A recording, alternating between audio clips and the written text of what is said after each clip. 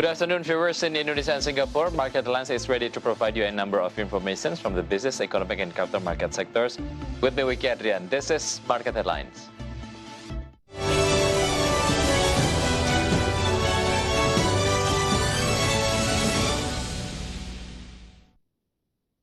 The Ministry of Transportation stated that it has again proposed an extension of flight incentives such as in 2020. Incentives in the form of cutting passenger service charges are expected to maintain load factors and improve the financial performance of airlines. After previously in October 2020, the Ministry of Transportation had provided incentives in the form of cutting passenger service charges for domestic flights at 13 airports. This time, the Ministry of Transportation, through the Directorate General of Air Transportation, stated that it had again proposed an extension of the flight incentives for the year 2021. Transportation Novi Rianto said that efforts to provide incentives in the aviation industry in the form of subsidies to passengers are sought so that airline ticket prices can return to cheap and can maintain aircraft filling levels so that the financial performance of airlines can be better. Kami sudah berjuang, Pak, untuk memasukkan usulan ini kembali dilakukan perpanjangan, memberikan subsidi kepada penumpang, sehingga harapan kami stimulus kepada penumpang untuk bisa melakukan penerbangan dengan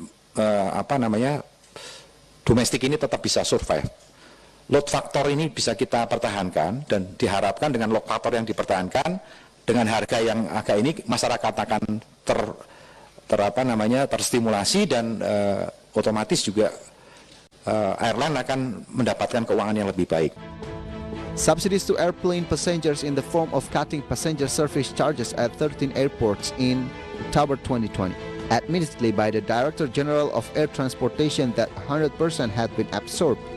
The amount of the subsidy was almost 300 billion rupiah, including subsidies for cutting passenger service charges of 255 billion rupiah and calibration fee of 38.81 billion rupiah. From Jakarta, Wicky Adrian for IDX Channel. Chairman of Commission 5 of the House of Representatives, Lazarus, questioned the government scheme to help restore the financial performance of the aviation industry during the COVID-19 pandemic, especially regarding the losses this sector continues to experience. Chairman of Commission 5 of the House of Representatives, Lazarus, questioned the government scheme to help restore the financial performance of the aviation industry sector during the COVID-19 pandemic, especially regarding the losses this sector continues to experience. In a joint hearing with the Ministry of Transportation, Lazarus said that the impact of the COVID-19 pandemic, which has been almost a year running, has hit the aviation industry. So it is hoped that the role of the government, in this case the Transportation Ministry, can cover the losses that the aviation industry is experiencing. Apakah ada skema-skema dari pemerintah untuk membantu supaya pesawat-pesawat ini tetap bisa terbang, Pak? Kita juga harus berpikir bahwa kalau terus merugi dan terus merugi, kemudian mereka tidak punya solusi untuk menutupi kerugian itu, tentu pada saatnya nanti, Pak, kita akan menghadapi apakah masih ada pesawat yang sanggup terbang. Ini harus kita pikirkan dari sekarang skema-skemanya. Lazarus added that the current financial condition of the aviation industry will certainly have an impact on aircraft leases and repairs. Indeed, the role of the government is expected so that the losses found by the aviation industry will not continue to be experienced. From Jakarta, Wicky Adrian for IDX Channel.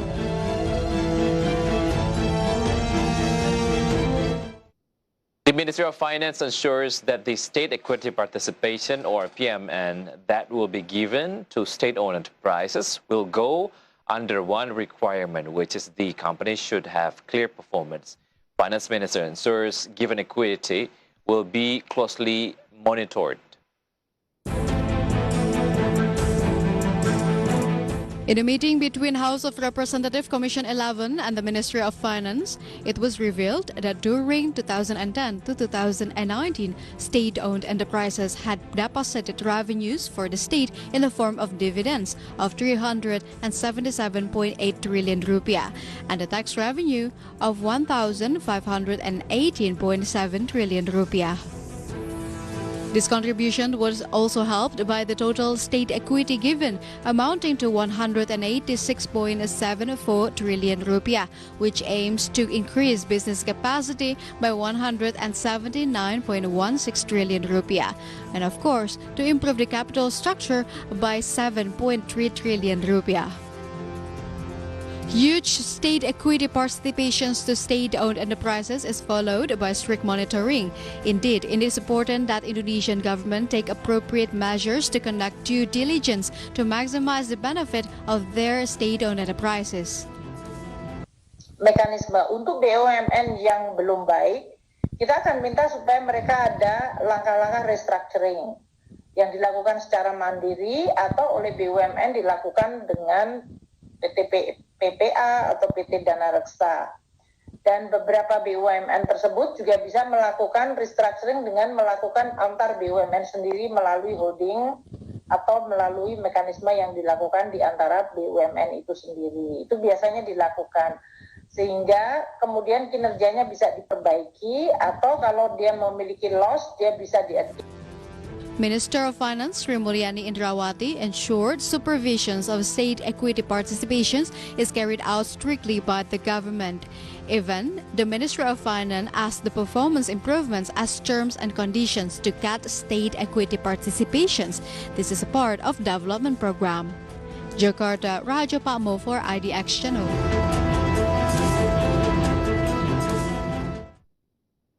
Many criticism come after state-owned enterprises with bad performance received state equity participation.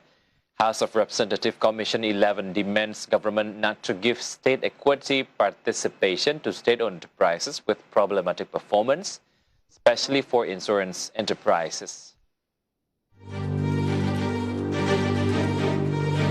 State equity participation is given to support state-owned enterprises. However, many parties assess that the state-owned enterprises with problematic performance is not worth to be given much equity. House of Representatives Commission 11 confirmed this as well. Member of House of Representatives Commission 11 from PKS fraction, Anis Biarwati, stated that her fraction denies the policy that provide equity to state-owned enterprises with bad performance, especially when it comes to Indonesia Financial Group under PT Bahana Pembinaan Usaha Indonesia that is about to get 20 trillion equity from government to settle down Jiwasraya's case. According to her, it is financial engineering scheme that turns society and country to bear with tons of burden from Jiwasraya's cases. Other than that, similar cases like Asabri and BPJS Ketenagakerjaan makes House of Representatives require tighter supervisions to insurance enterprises. Due diligence kepada seluruh perusahaan BUMN asuransi seperti Asabri dan BPJS Ketenagakerjaan, sehingga pemerintah bisa melakukan deteksi dini terhadap adanya unsur fraud, korupsi, dan moral hazard. Dengan demikian, pemerintah punya kesempatan untuk segera mengambil kebijakan untuk memperbaiki dan mereformasi perusahaan secara dini. Anis added that the government should prioritize Jiwasraya as a fraud victim first. As an option, government can do restructurization so it will not burden the country. Jakarta, Rahajo Pakmo for IDX Channel. Market headlines will be right back after the break. Stay tuned.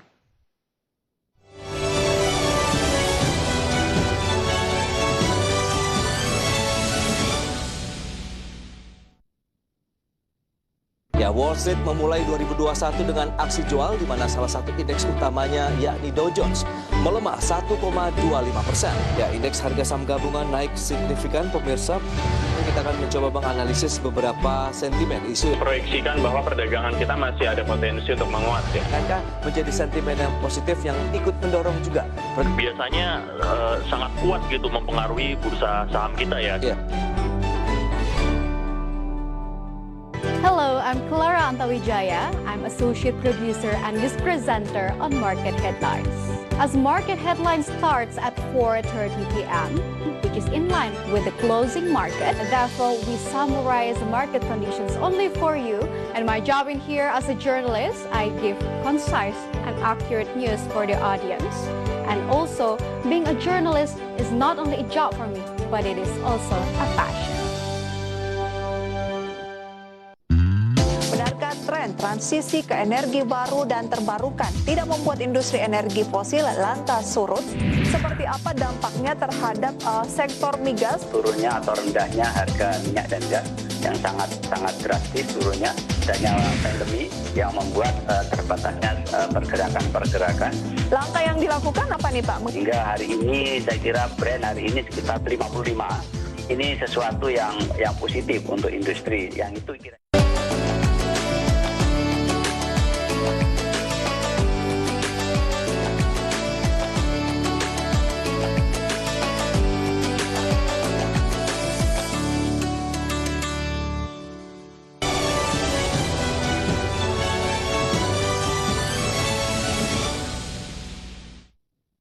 Welcome back. With more relaxed restriction going on, the new restriction dubbed Micro PPKM has been responded positively by Hotel and Restaurant Association.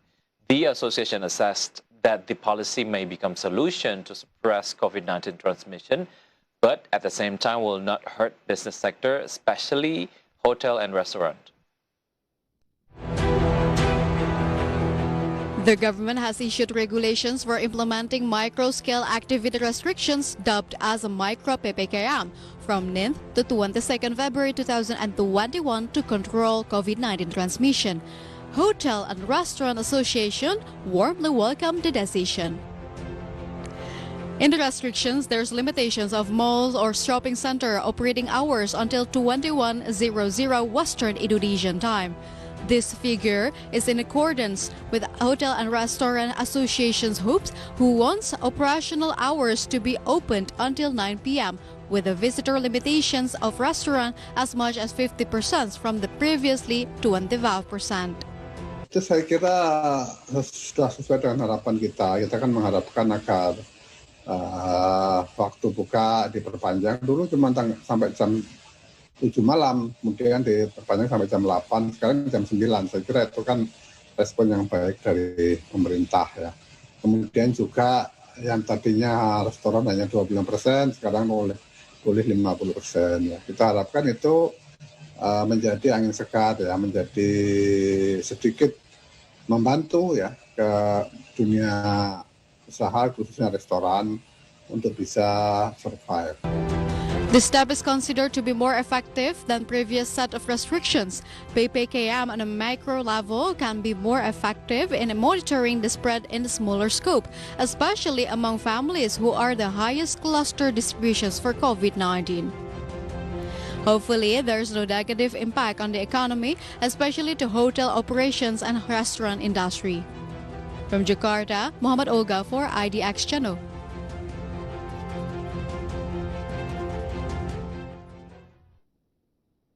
A nationwide public health emergency remains in effect, and again the government is using the new term to impose a policy to restrict community activities. This time it is called a micro PPKM. Starting yesterday, Indonesian government has officially enforced the local scale of community activity restrictions. Restriction is designed for more localized enforcement, but with some policies relaxed. As an overview, let's see what the restriction looks like.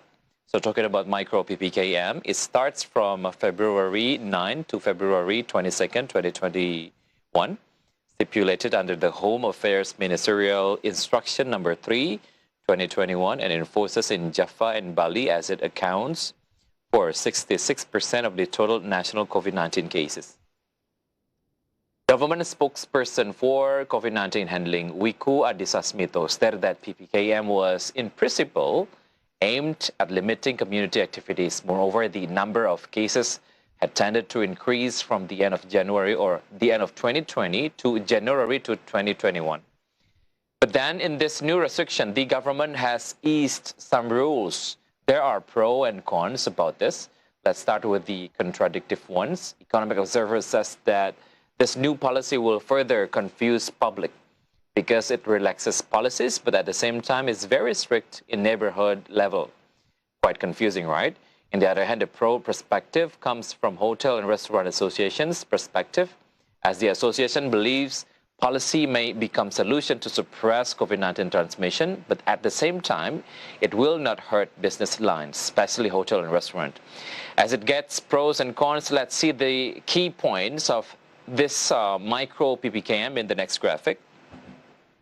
Here are some key points of the activities restriction. Companies implement a 50% work from home policy. Shopping malls could open until 9 p.m. and houses of worships runs 50% capacity. Restaurants serve dine-in customers in 50% capacity. Need PCR or antigen test or genos to travel. And schools adopt online teaching and learning. The good thing is Alexander Ginting, the head of the National COVID-19 Task Force Health Management, confirmed that there will be pandemic monitoring post up to sub-district level. The post will accompany the community health centers team, the cases tracing team. So those who are isolated must be quarantined for 14 days, monitored and provided with food. Micro PPKM comes after the 2 volumes of PPKM in Java and Bali were deemed ineffective in suppressing the spread of COVID-19. And if we take a look deeper, government is using the new term again and again to impose a policy to restrict community activities, but still, restriction is a restriction. And when it comes to Bali, any kind of restriction, community always invite doomsdays to the economy. Bali is the province worst affected by COVID-19, considering that 54% of the GDP contribution comes from the tourism sector. Means that any kind of community restriction is making Bali suffers. Let's see how deep it went in the next graphic. This is Bali's economic growth. As you can see, the trend is captured from 2016 to 2020. As you can see, the number is quite fluctuative. In 2019, it was on the level of 5.6%, but in 2020, it was decreased very significant to the level of 9 or minus 9.3%. And indeed, the presence of PPKM during the period January and February may affect population mobility and economic activity. But remember, PPKM offers relaxed policies. With limitation of malls and shopping center operating hours until 9 p.m. and restaurant visitors can dine in again, many people hope better economy for Bali. Moreover, positive growth is predicted to start in the second quarter of 2021, so that overall in 2021, the economy is predicted to grow positively. Not only Bali, community restriction policy certainly causes the economic activity of the capital to decline. This can be seen from the realization of economic growth in Jakarta province, which declined significantly in 2020. Let's see the next graphic for further information.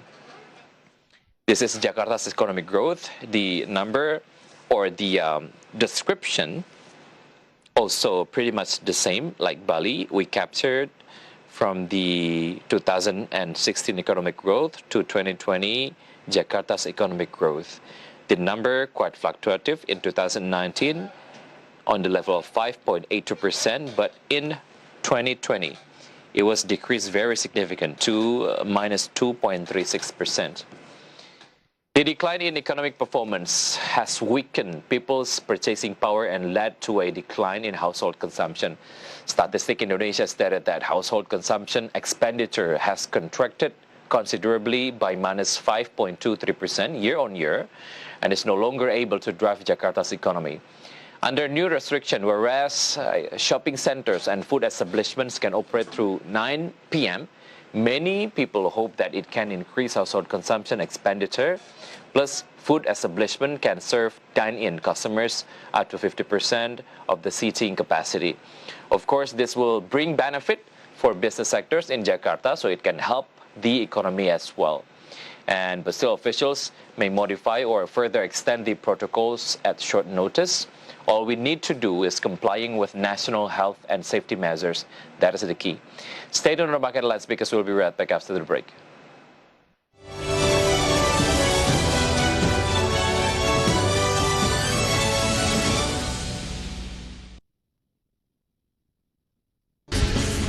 Presiden Jokowi disuntik vaksin Sinovac, pemerintah resmi menggelar vaksinasi nasional. Public figure ternama Raffi Ahmad menjadi artis atau selebritis layar kaca pertama yang mendapatkan penyuntikan vaksin Sinovac. Vaksinasi COVID-19 ini penting kita lakukan untuk memutus rantai. Hari ini tenaga kesehatan mulai menerima vaksinasi.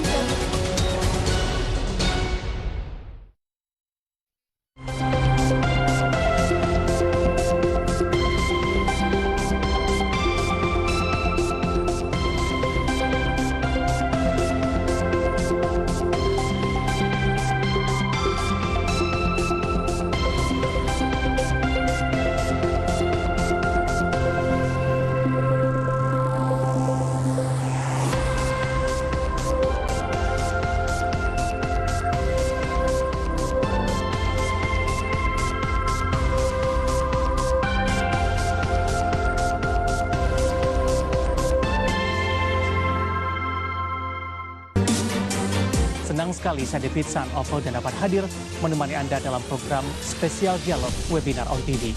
Setiap minggunya kita akan membahas tema-tema yang sangat menarik. Apa kabar ibu-ibu sekalian? Alhamdulillah baik. Salah satu ambisi daripada Kementerian Koperasi dan UMKM bersama Spesco adalah koperasi keren, baru, digital gitu kan, yang kita bisa IT.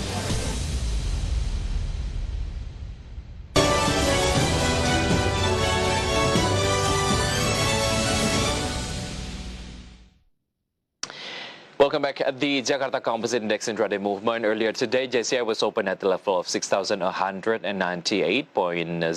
and then posting the closing time on the session. The index was on the level of 6,175.83.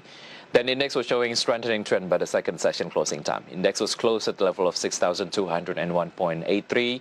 In short, JCI went up 0.33%.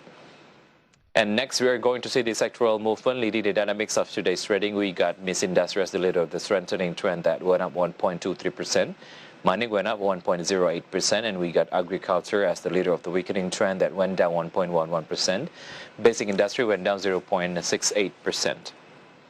And moving on to top gainers and top losers, here are the key highlights from today's trading session. ANTM went up 7.33% to the level of 2,930 per share. BBRI went up 0.65% to the level of 4,650 per share. TINS went up 1.45% to the level of 2,100 per share. And BRIS went up 1.41% to the level of 2,870 rupiah per share. Meantime, the top losers for today's trading, we got TLKM went down 0.31% to the level of 3,190 rupiah per share. BBCA went down 0.86% to the level of 34,600 rupiah per share. Agro went up 0.95% to the level of 1,045 rupiah per share. And Pegas went down 1.75% to the level of 1,405 rupiah per share. And this is the intraday movement of rupiah towards US dollar. Open at the level of 13,989. Rupiah was also showing a strengthening trend towards US dollar. It was closed at the level of 14,006.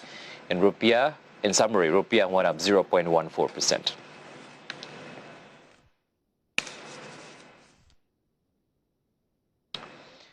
President Director of Trimaga Asset Management Antoni Dirga confirmed that last week he fulfilled the Attorney General's summons as a witness to an alleged corruption case of Asabri.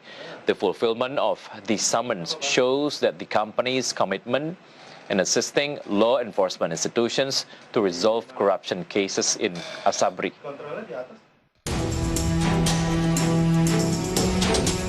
After fulfilling the summons of the Attorney General's office as a witness to the corruption case in Asabri, President Director of Trimaga Asset Management Antoni Dirga opened his voice. According to him, so far, Trimaga Asset Management has always been careful in managing customer funds, and the company also claims that the management of these funds is carried out professionally and independently. He also ensures that Trimaga Asset Management is very open to its customers in providing recommendations for investment options. For information, last week the Attorney General's office officially summoned the President Director of Trimaga Asset Management to be questioned as a witness to the Asabri corruption case, and so far the Attorney General's office has named 8 suspects in the case. From Jakarta, Gilang Praditya for IDX Channel.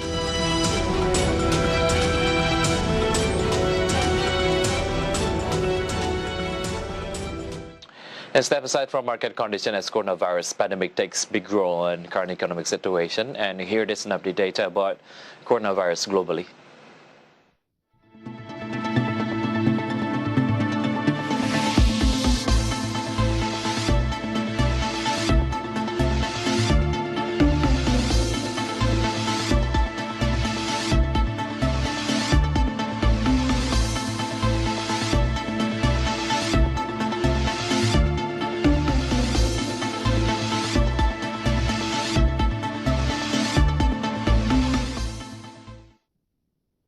And it is close our market headlines today. Please enjoy our next program on IDX Channel, your trustworthy economic business and capital market channel. I'm Wicky Adrian. Have a nice evening and stay safe.